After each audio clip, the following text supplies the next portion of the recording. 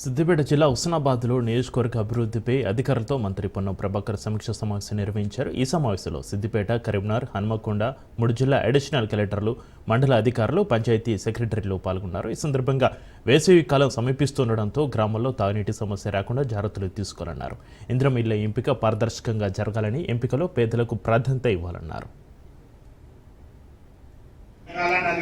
తాత్కాలికంగా బౌలను హైర్ చేస్తామా, ట్రాక్టర్లు పెడతామా, బౌల ద్వారా చిన్న పైప్ లైన్ చేస్తామా, టెంపరీ కొత్త నాలెడ్జ్ని ఉపయోగించి ఈ క్రైసిస్, ఎందుకంటే గ్రౌండ్ వాటర్ పడిపోతుంది రోజు రోజు, ఎండల తీవ్రత ఇవాళ మార్చినే ఇస్తుంది.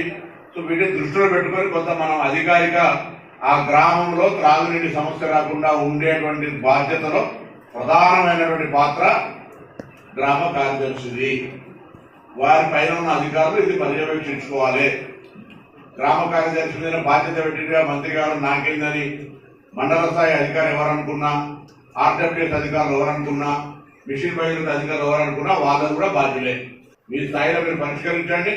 పరిష్కారం కానప్పుడు అధికారుల దృష్టికి తీసుకురండి. మా బాధ్యత, మేము దాని వెంటనే ఎంత ఇబ్బంది అయినా దాన్ని మేము పరిష్కారం చేస్తాం. పరిష్కారం కాకపోతే అక్కడ జరిగేటువంటి ప్రొటెస్ట్కు మేము రెస్పాన్సిబిలిటీ తీసుకుంటాం. కానీ నోటీస్ లేకుండా ఏమైనా చేస్తే మాత్రం